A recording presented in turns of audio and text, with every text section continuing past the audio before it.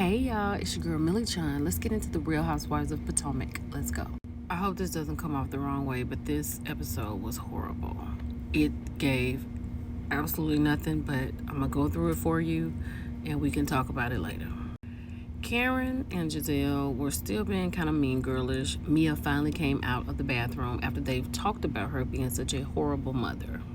Giselle handed out hats to the girls. She gave Wendy a bucket hat because their relationship is kind of in a bucket situation.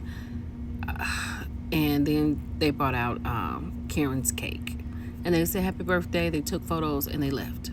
So Wendy and Giselle have their meeting because at the hat party, Giselle said, let's have lunch and talk. So they talked. I don't know if Wendy was as open as Giselle was, but it seemed like Wendy kind of warmed up a little bit. And they talked about, where they were, what they were trying to do. We'll see how this works. We'll see. But they did talk about Mia in ink. They talked about how tall she was and how they take photos. And she's always behind him, so it looks like he's taller. Let's keep going. So this is Stacy. Stacy and her husband have been separated for a year. They still live in the same house together. They both are dating other people. They don't want their daughter to know exactly what's really going on. She goes on trips with them separately until they get a divorce and get custody figured out. That's Stacy. So Kay has come over to see Karen.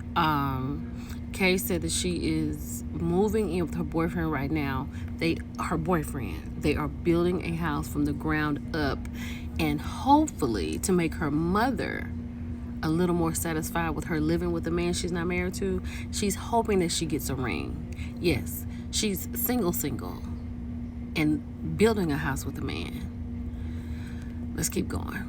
Shout out to Cardi B for the inspiration for this dress. She wore this, I think, to the Grammys. I can't think of the designer. This is not her actual dress. She had something over her head, but shout out to Cardi.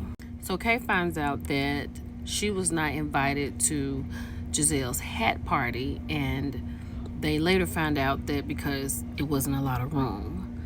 But Giselle is having a G&A party, and Kay is not really happy about that because you remember Sesame Street and Kay got into a tussle at the last G&A function. So she's cool on G&A. This is her boyfriend Greg that she is so in love with. Let's keep going. So Ashley had gone over to see Stacy and they went for a walk.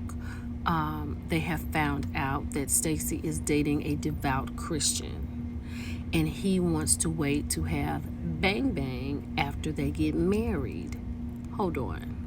This is TJ, the devout Christian. Let's keep going. So Karen's car has arrived to Giselle's house because, people don't want her driving anymore. And then she's asking her about Kay. Why didn't she invite her? Giselle is telling her why, because of the room.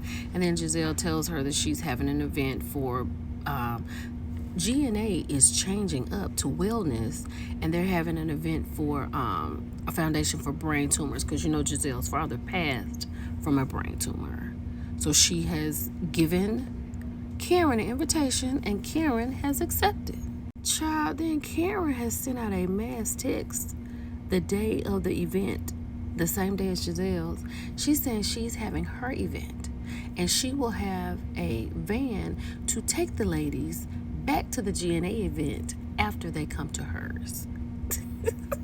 This is her event, Femme Powered. She did not mention any of this to Giselle when Giselle was telling her about her event. Nothing at all. Giselle is pissed. And then Karen said, am I not supposed to have my event on the same day that Giselle has her event? Karen, that's foul. So they're trying to figure out who are the ladies that are coming. And at this point, Giselle doesn't want any of the ladies there if they're not genuinely coming to the event.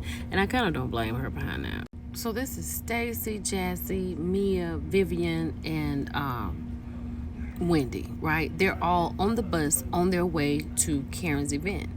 They're on the phone with Ashley, telling Ashley that they will be there by 8:30. Ashley said 8 o'clock. When Ashley went back to tell Giselle that, she said, tell them don't come. That's really effed up.